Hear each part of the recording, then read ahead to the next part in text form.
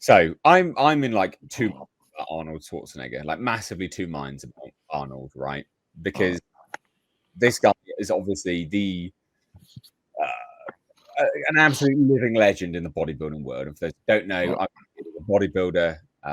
So I have an affinity for Arnold because he is the guy that popularized bodybuilding. Like he was bodybuilding.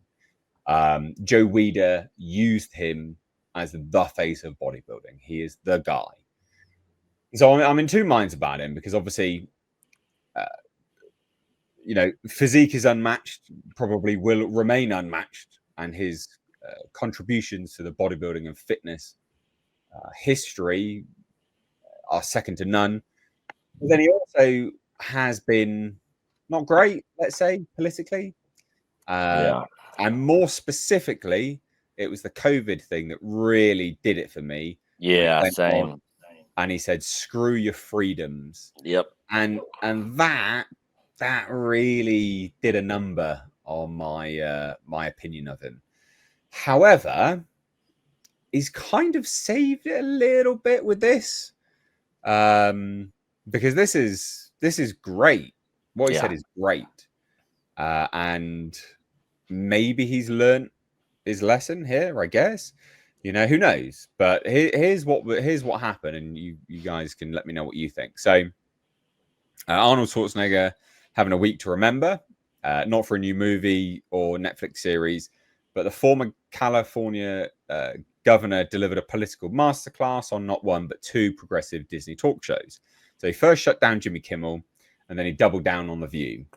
So Jimmy Kimmel, absolutely repugnant douchebag, basically, framed his question in a way that implied a shared disdain for the 45th president. He was talking about withholding federal education funds, right? And he says, "Do you, as someone who has experience with predators," this is Jimmy Kimmel, "how would you handle Donald Trump in this situation, where he is threatening to withhold federal funding from our students, from our schools, from disabled students?" Kimmel even referenced the far-fetched idea floated by Gavin Newsom that California could withhold its federal tax contributions in protest, but Schwarzenegger just shut it down. Well, it sounds always easy, doesn't it? It sounds easy, but I mean, it doesn't happen because every individual in California pays taxes: state tax, local tax, federal tax. So how are you going to stop them from doing that? Then if the IRS is coming after you, look, I just want everyone to know this is all dialogue. This is rhetoric. The left going after the right going after the left. He says the bottom line is they should get together rather than always pointing the finger at each other. They should really get together and solve this problem because that's what the American people want. And then obviously everyone was applauding because it's true. Like there's no sort of argument with that, I guess, as a statement. Yeah. He says, and then Kimmel sort of pushed back a little bit and says, well, it seems like our president doesn't want to have this problem solved. So he's really gunning for a soundbite of Arnold slamming Donald Trump. Yeah. He wants to create problems here in our country. This is Kimmel. And Schwarzenegger says, people always say to me, "Oh my God, what's going on in America right now?" And I said to them, relax. I came over here in 1968, where it was a disaster. Martin Luther King was assassinated. Bobby Kennedy was assassinated. There were riots left and right because of Vietnam. Then the attack on the Democratic Convention in Chicago. Then Watergate. And the thing went on and on. America will always get out of this mess. Believe me, this will be solved. This issue, Los Angeles, always a great city to come to. I'm very, very proud of Los Angeles. I think the key thing here is that the federal government and the states and the locals work together to solve those problems. Let me tell everyone here, I travel a lot and I just come back from Europe. And today, as much as 50 years ago, the same amount of people come up to me and say, "Arnold, please, can you help me get to America?" They do this because it's the greatest country in the world. It is the best country in the world. No matter who is leading it, people come and go, but this will always be the greatest country. I cannot wait to celebrate the 250th anniversary of America and to just once again say thank you, America, for bringing me into this country and showing me this enormous generosity. Everything that I've ever accomplished in my life is because of America. That's the bottom line. Which I think fantastic. That's the rhetoric from an immigrant that you do want, actually. right? In terms of saying thank you to, the state and actually valuing it, rather than people that just come and colonize effectively. And that's basically what's happened in a lot of places. But good, he is partisan, like obviously he is. But that's how you get around, a sound bite and also try to unify people in a way. That's a very good political answer, I think, anyway. And as someone who is clearly partisan, because he didn't take the bait, and that's good because he could have. But it's good that he didn't, to improve my opinion of him ever so slightly anyway. So what do you think of this, Bo? First, we'll get to your thoughts first. Yeah, it's interesting. I agree with loads of things you said. Obviously, love Arnie from back in the day. All his films in the 80s and 90s. One thing you mentioned about his physique, of course, was he like 7 times or 10 times Mr. Universe or more or something? He never had great legs. No, true. Have you ever seen the film Pumping Iron where people are taking the mickey out of his legs? Yes. He's like flexing and they're shouting at him, going, "Don't worry, the judges won't look at your legs." But anyway, legs are stupid these days. You see Mr. Universe these days, the legs are gross. It looked way better in the 70s. Anyway, world-class bodybuilder, world-class movie star. But as a governor, not so much. Yeah. He was nothing special. I mean, he's a Republican, but in name only. I think I saw someone in the chat say that. Yeah, absolutely. If I recall, and I might be wrong about this, but I think in Trump's first term, or when Trump was going through the process of getting the nomination for his first presidency, I think Arnie came out and caned him then. I think he was like a never Trumper at that point. I might be wrong. Yeah. I think he was against Trump then. So anyway, he's changed his tune. You're allowed to change your tune. Good on him for changing his tune. And as for this, the other thing to mention is the COVID stuff. Yeah, despicable. What an idiot. What a wrong-minded fool. But this was cool. This was cool because Jimmy Kimmel is such a douchebag. He's such a bought and paid for shill, uni-party shill, a truly revolting, slimy piece of work. So for Arnie to push back on him on his own show, love it. Brilliant. Good on him. You guys, culture, you want to add anything, or do you want me to get to the view part and you summarize it all? Yeah, let's press on. Yeah. All right, because there's more. So then he went on The View, and the host then tried to push him on immigration and things and border policy, right? So pretty major thing, and you think he'd take it? That's pretty good. No. When you come to America, you're a guest, and you have to behave like a guest rather than committing a crime or being abusive. You have a responsibility as an immigrant to give back to America and to pay back to America and go and do something for your community. Make this a better place. All of this is happening because we don't have immigration reform. Democrats and Republicans have to come together.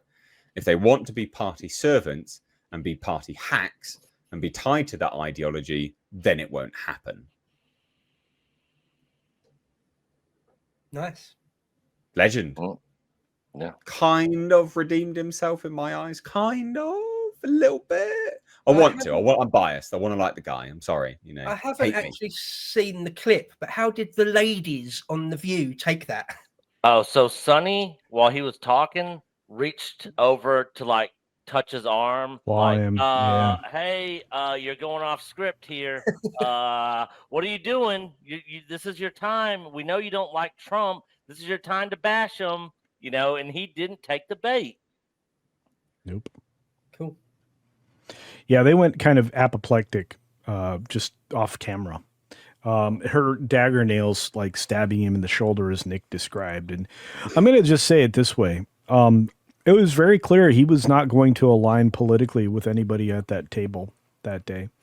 And as Nate said, he did redeem himself from some very poor opinions and statements that happened from COVID forward. So you have to remember, though, he was married to the leftist side of the Kennedys for a while before he decided to bang the housekeeper. Yeah. Do you ever see that maid as well? She is not attractive.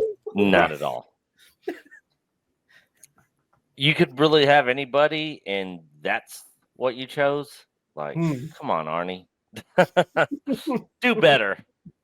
Do better in your cheating activities, buddy.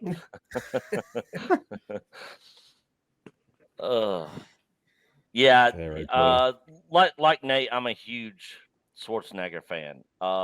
His movies throughout the 80s, I mean, are just classics for me. You know, and him as governor, you know, when he was running, I was rooting for him to win. You know, he was Republican side, you know, but yeah, very much Republican in name only. He did a lot of stuff environmentally, medically, immigration stuff, a lot of policies that he did over there that really did not help out California at all. It ended up just costing more people more money there, and so yeah, his term as governor was not very good in my opinion. And then of course the him being a never Trumper, the COVID statements, I just kind of like, oh, come on, Arnold. You know, but I was really pleased to see him not take the bait in both of these scenarios. And not kind of go down that road. I think he's one of those people that's kind of in the middle. He's kind of on the left on some things, kind of on the right on some things. But I think he's like one of those people, you know, where you could actually have a if he was still in politics, you could actually have a conversation and deal with him. These crazies that are out there now, there is no dealing with them. It's their way or the highway. It's in their view is the only view that counts, and it's the only view that matters, and it's the only one that's right. So I really appreciated seeing these takes by him. Of course, these hosts did not. They were throwing him up an alley-oop, and he just smacked it away and smacked the ball right out of bounds.